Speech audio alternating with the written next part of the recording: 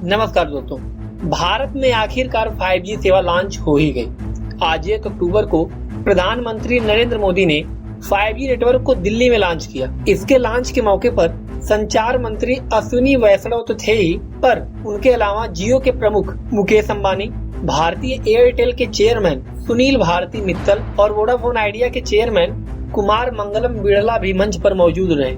ऐसा ही मौका आज से करीब 8 साल पहले था, जब 1 जुलाई 2015 को प्रधानमंत्री नरेंद्र मोदी ने अपना डिजिटल इंडिया अभियान शुरू किया था। उस वक्त भी मंच पर प्रधानमंत्री के साथ मुकेश अंबानी, सुनील भारती मित्तल और कुमार मंगलम बिड़ला के साथ अनिल अंबानी और अन्य उद्योगपति मौजूद थे।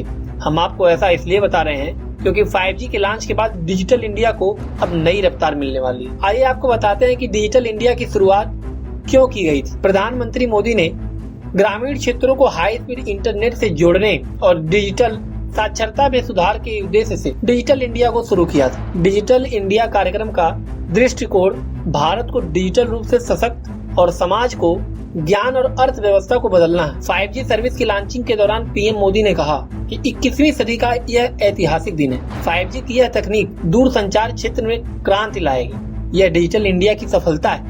उन्होंने कहा कि यह देखकर खुशी हुई कि 5G के लॉन्च के ऐतिहासिक कार्यक्रम में गांव शामिल हो सकते हैं। साथ ही पीएम मोदी ने कहा कि बात चाहे किसानों की हो या छोटे दुकानदारों की, हमने उन्हें ऐप के जरिए रोज की जरूरतें पूरी करने का रास्ता दिया। उन्होंने कहा हमारे देश की जो ताकत है, इस ताकत को हम नजरअंदाज नहीं कर सकते। इसके साथ ही पीएम मोदी ने डिजिटल इंडिया के 4 स्तंभों के बारे में बात करते हुए कहा कि हमने पहले डिजिटल डिवाइस की कीमत, कनेक्टिविटी, डाटा की कीमत और डिजिटल के विजन पर खासा जोर दिया है। प्रधानमंत्री ने कहा कि भारत 2G, 3G और 4G नेटवर्क के लिए अन्य देशों पर निर्भर है, लेकिन 5G के साथ भारत ने एक नया इतिहास रच दिया है। 5G के साथ भारत पहली बार दूर संचार प्रौद्योगिकी में एक वैश्विक मानक स्थापित कर रहा है। डिजिटल इंडिया के बारे में बात करते हुए प्रधानमंत्री ने कहा कि कुछ लोग सोचते हैं कि यह सिर्फ एक सरकारी योजना है, लेकिन डिजिटल इंडिया सिर्फ एक नाम नहीं है, यह देश के विकास के लिए एक बड़ा विजन है।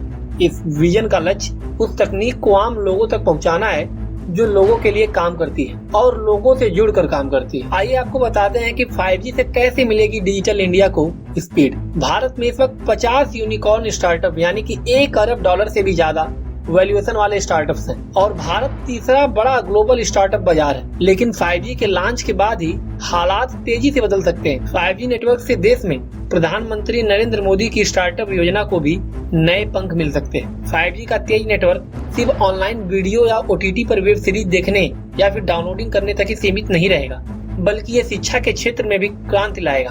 5G डिजिटल लर्निंग को पूरी तरह बदल कर रख देगा।